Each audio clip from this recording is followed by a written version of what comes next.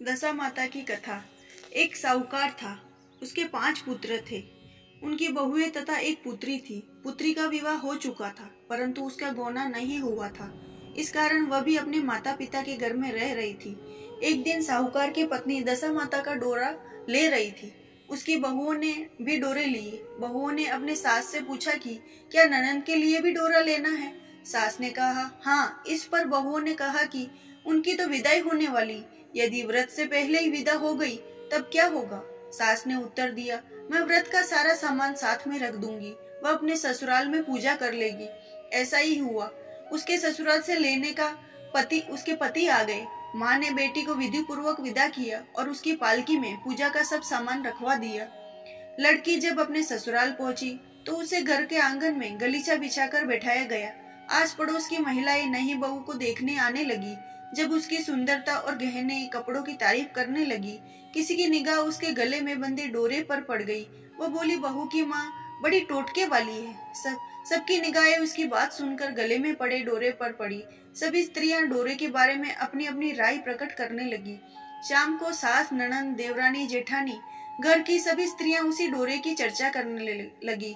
सब डोरे की निंदा कर रही थी। सुबह से शाम तक डोरे के बारे में सुनते सुनते बहू का दिमाग खराब हो गया। उसने डोरे को गले से उतार कर जलती हुई आग में डाल दिया। डोरे के जलते ही सारे घर में आग लग गई। घर में रखा सब दान सब जल गया। सब आदमी अपने प्राण को बचा घर से भागे। अब घर में केवल नई बहू और उसका पति रह गया, बाकी सब भाग गए। घर का सारा सामान जल गया। घर में अब न खाने का अन्न था, न ही पहनने के वस्त्र बचे थे। इसीलिए दोनों पति पत्नी गांव छोड़कर रोजगार खोजने के लिए चल दिए। चलते चलते उसी गांव में पहुंच गए जहां वह लड़की थी। लड़की ने अपने पति से कहा, तुम यहाँ बाढ़ जोको, मैं कोई काम ढूंढती हूँ। पत्नी का कहना मानकर वह बाढ़ जोकने लगा और वह स्वयं एक कुएं पर जाके बैठ गई। उस कुएं पर सारे गांव की स्त्रियां पानी भरने आई थी। उस लड़की की भाभियां उस कुएं पर पानी भरने आई, परंतु उन्होंने अपनी ननद को नहीं पहचाना। वे उससे बोली, तुम किसी भले घर की लड़की मालूम होती हो, कुछ काम करना चाहती हो तो बोलो। लड़की बोली, काम तो करूंगी पर कोई नीच काम नहीं करूंगी। बड़ी भाभी बोली, हमारी ननद तो ससुराल चली गई है। तुम हमारे बच्चों की देखभाल करना चाहती हो तो हमारे घर सीधा लेकर अपना भोजन बना लिया करना। लड़की इस काम के लिए राजी हो गई।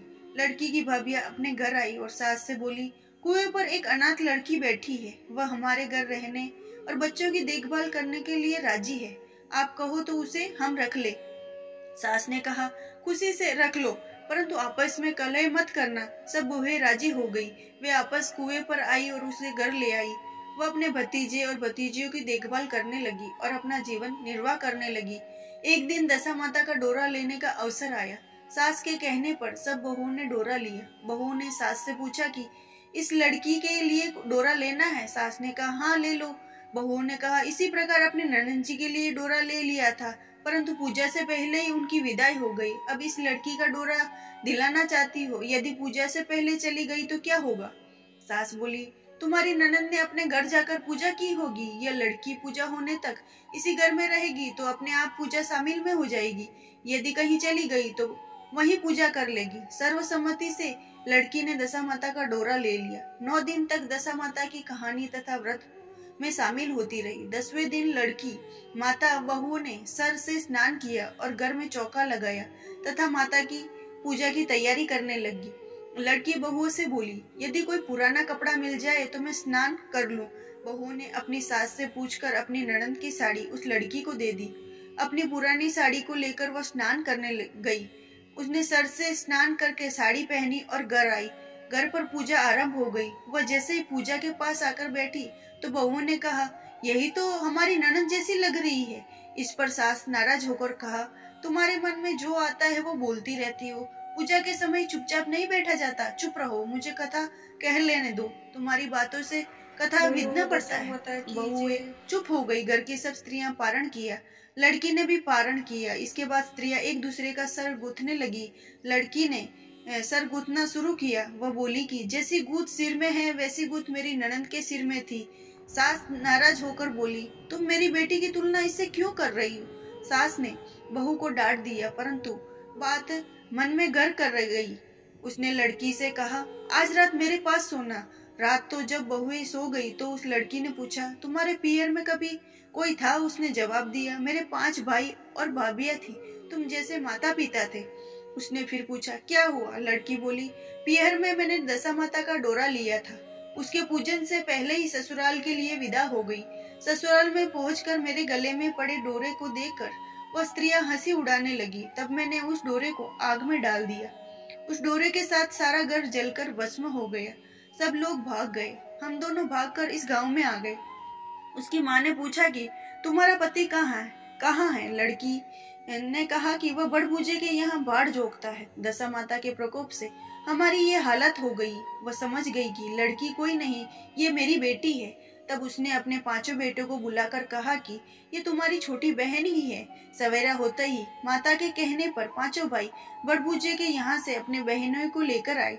उन्होंने उसको स्नान कराया, उत्तम वस्त्र पहनाने को दिए। कपड़े पहनकर वह सुंदर साहूकार दिखाई देने लगा। वह कुछ दिन ससुराल रहकर अपने घर चला गया।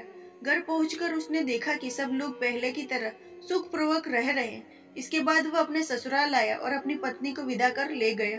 वह अपनी दशा पर विचार करती हुई जा रही थी। मार्ग में एक नदी पड़ी। उस नदी में स्नान करके अप्सराएं दशा माता का डोरा ले रही थी। उनके पास एक डोरा बच गया था। वह अप्सराएं बोली, यदि इस डोली में एक उच्च वर्ग की स्त्री हो तो उसे ये डोरा दे दे। उन्होंने डोली के पास जाकर पता किया। वह डोरा उस लड़की को दे दिया। जब लड़की अपने ससुराल पहुंची तो सास थाल सजाए, ननंद कलश लिए, देवरानी जेठानी मांगलिक वस्तुएं लिए उसको स्वागत के लिए खड़ी थी। नेक दस्तूर हो जाने के बाद लड़की को आसन पर बैठाया गया। आसन पर बैठने के बाद लड़की ने कहा, आप लोगों ने पहली बार दशा माता के डोरे के लिए शब्द कहे थे, जिसका फल ये हुआ। घर के सब लोग बिछुड़ गए और घर का धन धान्य जलकर स्वाह हो गए। बड़ी मुसीबतों उठाने के बाद अब अच्छे दिन आए हैं। आप में से कोई मेरे दशा माता की डोरे निंदा करने की भूल न करे। जब मेरा व्रत हो तब श्रद्धा पूर्वक पूजा करे। सबने खुशी खुशी उसकी बात मान ली। 9 दिन तक व्रत चलता रहा। 10वें दिन विधि पूर्वक डोरे की पूजा की गई। 7 सुहागिनों को न्योता दिया गया। उनका श्रृंगार करके आंचल भरा गया। इस प्रकार दशा माता के पूजन समाप्त हुआ। जिस प्रकार दशा माता ने उस लड़की के दिन फेरे, वैसे ही सब पर दया करना है। बोलो दशा माता की जय।